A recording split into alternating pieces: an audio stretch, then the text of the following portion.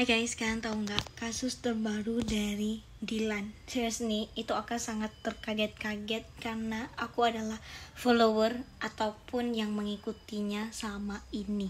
Kayak mereka itu couple ghost, dan pada saat ini terjadi kayak sebuah kejutan yang membuat aku itu sangat terkejut guys.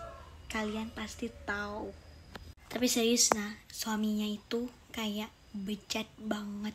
Dia tuh gak ada modal, semuanya itu dibiayain, dan dia tuh gak sadar diri sampai selingkuh beberapa kali.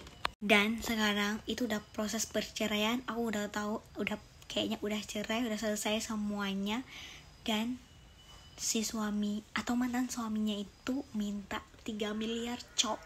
Dan pada akhirnya si Dila ini ngasih 800 juta plus tanah.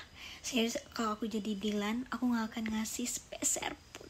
Karena kayak harta gono gini itu adalah harta yang dicari oleh laki-laki ya. Kalau kita itu uang kita atau dari istri, kayaknya gak dihitung harta gono gini sih guys. Kalian komen bawah menurut kalian gimana. Tapi serius, Dilan ini pinter banget. Dia ngasih uang 800 juta itu buat tutup mulut. Dia gak mau namanya itu disebut-sebut lagi, atau aib keluarganya itu dibuka lagi. Dan yang bikin aku suka banget sama si Dilan ini, dia kayak begitu sangat amat tegas mengklarifikasikan sesuatu yang bikin kita tuh kayak, kita bisa tanpa laki-laki, apalagi laki-laki mau kondo seperti itu. Serius, banyak banget pelajaran yang kita ambil dari kisah ataupun kasus ini. Pertama, bagi kamu yang belum punya pacar atau belum punya suami, lebih baik kata Dilan, cari atau milih yang berbibit berbebat bobot. Kayak kita harus tahu karakternya dia seperti apa, latar belakangnya seperti apa, dan bahkan kita tuh kayak harus punya penghasilan sendiri. Kenapa? Gak ada jaminan dalam sebuah rumah tangga itu akan selalu rukun. Dan bahkan seperti Dilannya aja, yang dia yang menghasilkan uang, dia yang bekerja, dia yang membiayai suaminya, dia kena selingkuh. Apalagi kita yang ibu rumah tangga guys. Bahkan sekarang gak ada lagi istilah aku cinta kamu apa adanya. Itu gak ada.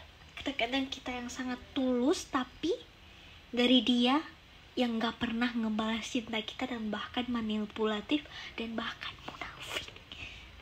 Kayak kita tuh jangan terlalu percaya sama orang. Kayak kita tuh kayak, menurut aku ya, bagi yang muslim, jika kamu suka sama seseorang, kamu minta sama Allah untuk dijaga hatinya untuk kamu. Dan walaupun nanti itu terjadi juga, berarti memang dia yang kurang ngerti lah sendiri ya kan.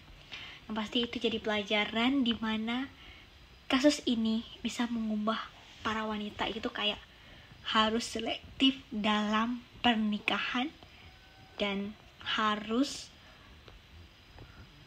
apa ya, menurut kalian gimana? Kalian komen guys. Mohon maaf jika aku tersalah kata. Karena apa?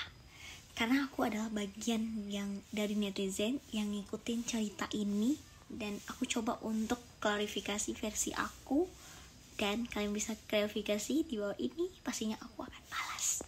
Bye, assalamualaikum.